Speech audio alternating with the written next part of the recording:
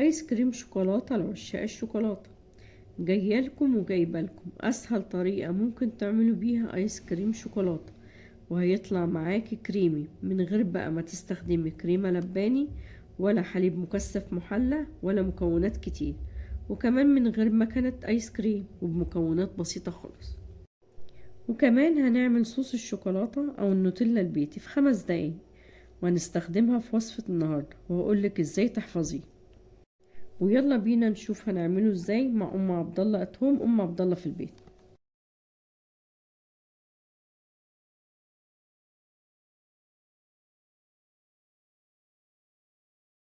السلام عليكم ورحمة الله وبركاته. بالنسبة للمقادير اللي معانا النهاردة: كوباية كريمة لباني بودر 125 جرام، واللي مش متاح عنده كريمة لباني يقدر يستخدم كيسين كريم شانتيه، يبقى لا ده لا ده. كوباية صوص شوكولاتة او نوتيلا بيتي وهنعملها في فيديو النهاردة. معلقتين كبار سكر بودر، كوبايتين لبن بارد 400 ملي، واللبن اللي انا بستخدمه لبن مغلي ومتبرد وشلت قشطته، وتقدري تستخدميه زي ما هو من غير ما تشيل قشطته، بس الايس كريم هيبقى كريمي ودسم حتى لو شلنا قشطته عشان الكريمة دسم. قبل ما نبدأ في الايس كريم هنعمل صوص الشوكولاتة او النوتيلا البيتي اللي هنستخدمها في الوصفة، ودي هتحتاج معانا 4 معالق كاكاو محلى فاتح 60 جرام، 100 جرام شوكولاتة بالحليب. لو هتستخدمي كل المقادير كاكاو بس من غير شوكولاتة هتحطي 8 معالق كاكاو محلى بالحليب فاتح، كوباية ونص لبن بارد 350 ملي، نص كوباية سكر حبيبات 100 جرام، معلقة كبيرة كريم شانتيه، معلقة كبيرة لبن بودر،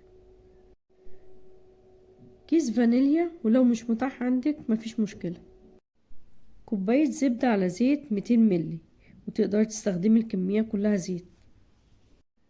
ودي كده كل المقادير اللي هنحتاجها لعمل صوص الشوكولاتة او النوتيلا البيتي. ويلا بينا نشوف هنعملها ازاي. نجيب حلة ونحط فيها كوباية لبن وعليها الكاكاو، نقلبهم في بعض،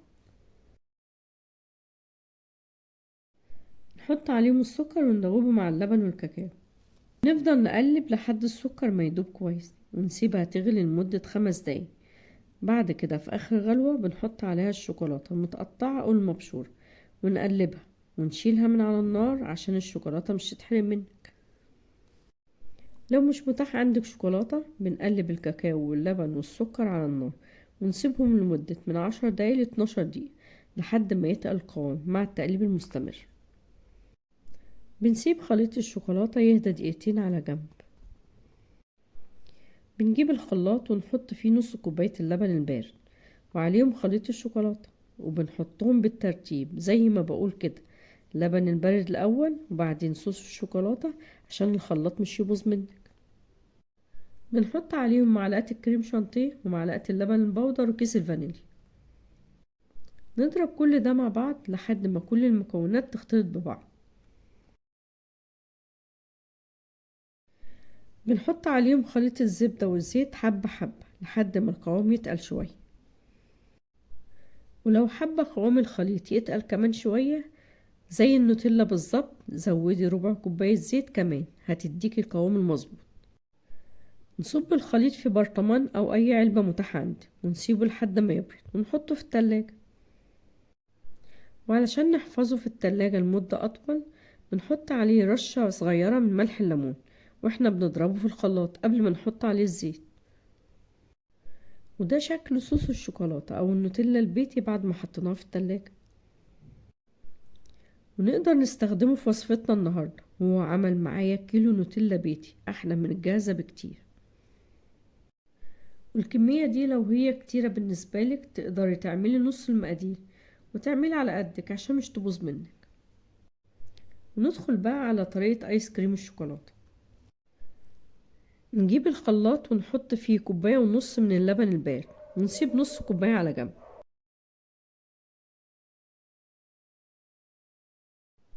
نحط عليهم السكر المطحون والكريمة اللباني البودر، نضرب كل ده مع بعض ضربتين بس. ونحط عليهم صوص الشوكولاتة اللي لسه عاملينه مع بعض. نضرب الخليط لحد ما يتقل القوام معاك. نحط عليهم باقي نص كوباية اللبن اللي كنا سايبينها على جنب، ونضربهم ضربتين كمان لحد ما القوام يتقل معاك. لو لسه مكملين معايا الفيديو لحد هنا، ما تنسوش اللايك على الفيديو وتشيروه مع غيركم عشان الكل يستفيد. لو لسه ما اشتركتوش في قناتي اشتركوا وفعلوا جرس الاشعارات عشان يوصل لكم كل جديد بينزل على القناة. لتزيين الايس كريم معايا شوية من شوكولات شيبس وباكو بسكوت متكسر، وده اختيار، وتقدري تزينيه بأي حاجة متاحة عندك. نصب الخليط في أي علبة متاحة عندك محكمة الغلق. وزي ما انتوا شايفين في الفيديو القوام تقيل من قبل ما تدخل الفريزر. وزي ما انتوا شايفين حطيت في أول علبة كمية من الخليط وعليها طبقة من البسكوت، ورجعت حطيت عليه طبقة من الآيس كريم والبسكوت تاني. وفي العلبة التانية حطيت كمية من الخليط وعليها قطعة من الشوكولاتة. بنقفل العلب كويس عشان حبيبات التلج ما تتكونش على وشها. بنحطها في الفريزر من 4 ساعات ل6 ساعات لحد ما تتجمد. وده شكل الايس كريم الشوكولاتة بعد ما خرج من الفريزر، وهو طعمه جميل وكريمي مختلف خالص. وبكده نكون عملنا اسهل صوص شوكولاتة او نوتيلا بيتي وايس كريم شوكولاتة. وبكده نكون خلصنا فيديو النهاردة، واشوفكم في فيديو جديد ان شاء الله.